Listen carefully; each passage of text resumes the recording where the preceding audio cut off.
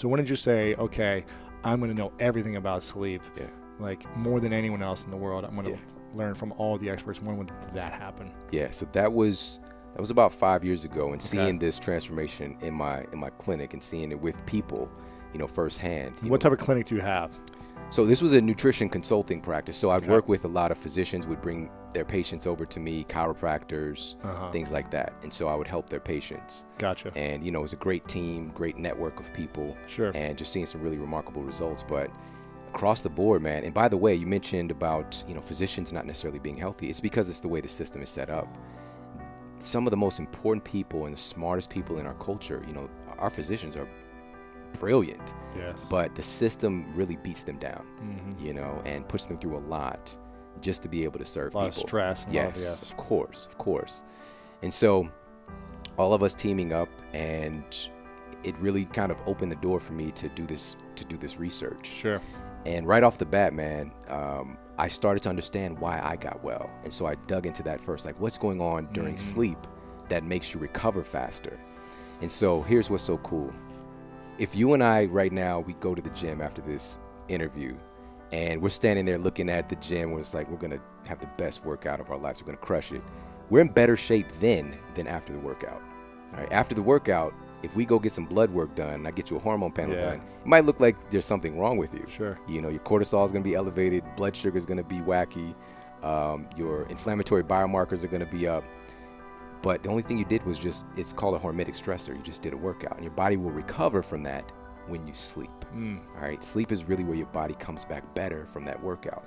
Sleep is where your body helps to convert food into you. A big portion of that, and most importantly, is to eliminate the metabolic waste products and get stuff out of the way so you can have more room for growth. And actually, same thing with your brain. And this was some of the new research that went into the book. Dude, this is so crazy because your brain creates your body. But when you're sleeping, so there's something called the lymphatic system, right? Your lymphatic system is basically your extracellular fluid. You have four times more lymph than you have blood, right? So this is kind of the body's channel for eliminating waste. If that lymphatic system gets clogged, nasty stuff is going to start happening.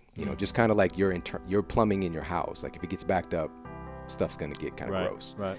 And so, but your brain has something called the blood-brain barrier. And so stuff can't just readily get there. Matter of fact, your lymphatic system basically stops at your neck.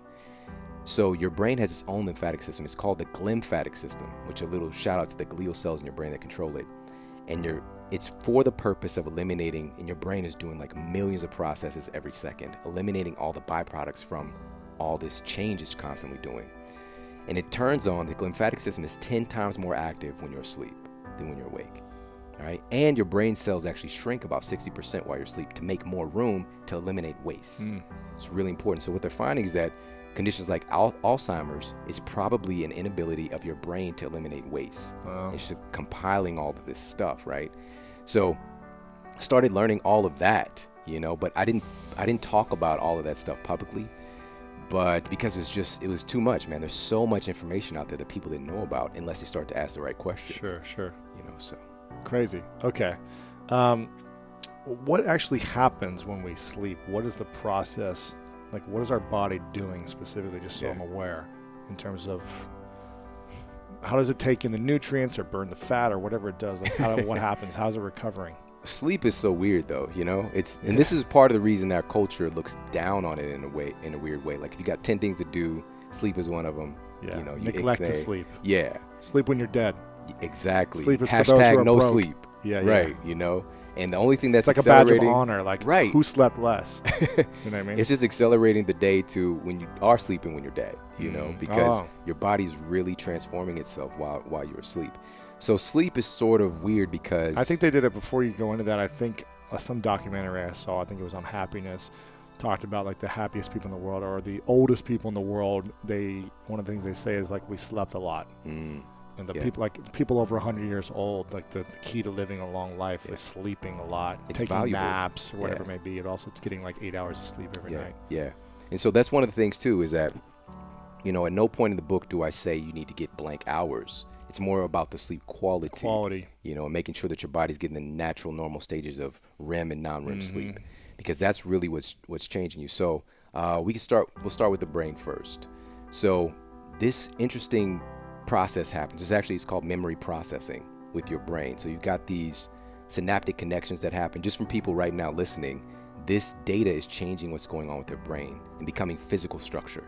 You know, so this is why, number one, you want to mind what you're listening to, by the way. Yeah. But then there's this myelination process that basically makes these connections like a superhighway. And a lot of that is going on while you're sleeping. Right? So this memory processing, especially during REM sleep, is converting your experiences into short-term memories, right? And then eventually long-term memories. But if you're not sleeping, you know, you're going to miss a lot. You're going to miss a lot of that process. Yeah. So this is why it's really important for the brain. As far as physically, man, there's so much going on here. Let's just talk about the whole weight loss thing, you know, because we know how our society is doing right now. It's not the best, but a lot is changing for the good.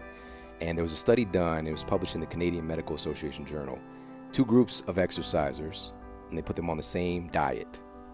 Group A got to sleep 8+ hours a night. Group B, they sleep deprived them. So they're getting like around 5 hours sleep per night.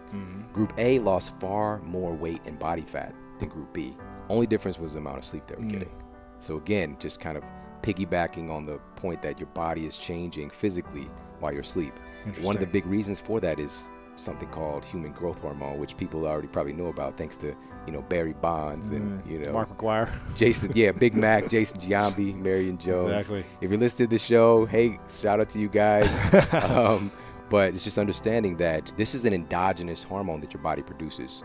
And so human growth hormone is also known as, quote, the youth hormone, right? So kids have a lot of it, and that's why they have so much energy, right? And a lot of parents are just kind of sitting there watching their kids, you know, run around at the park like they're crazy, you know, and it's just, they have so much of this human growth hormone going through the system. And according to the research, when we get around the age of 18, we have a pretty sharp decline in human growth hormone. But my argument is that that's not necessarily the case. When we were around 18, we go to college and we stop doing the things that help to encourage human growth hormone production, because, like, you know, Mom, you can't tell me what to do anymore. You know, I'm going to stay up and, you know, do whatever we're doing because it's college, you know. And you're getting the biggest secretion of human growth hormone when you go to sleep. All right. So this is helping with lean muscle growth. This is helping with a lot of anti-aging factors. And speaking of that, another one is melatonin. So melatonin is like the, quote, sleep hormone, but it's not really that.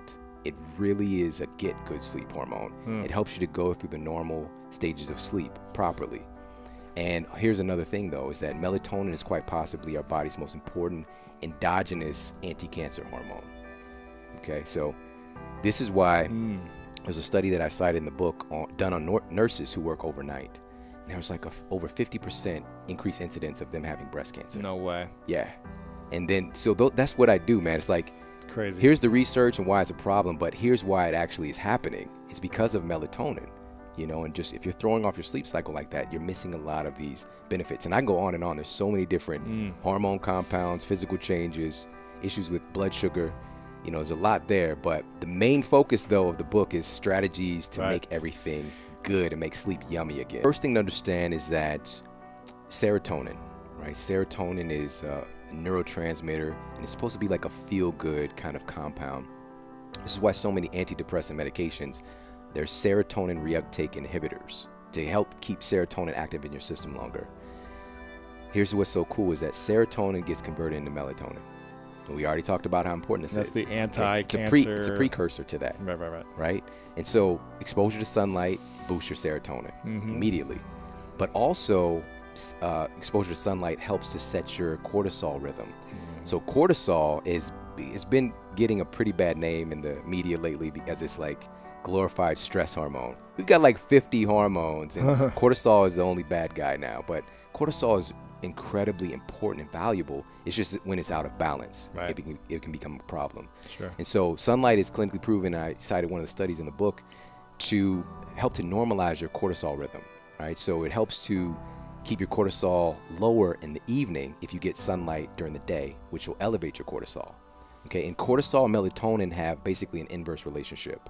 So when cortisol's high, melatonin's low. Right. When melatonin's high, cortisol's low. So it helps to get that on track again.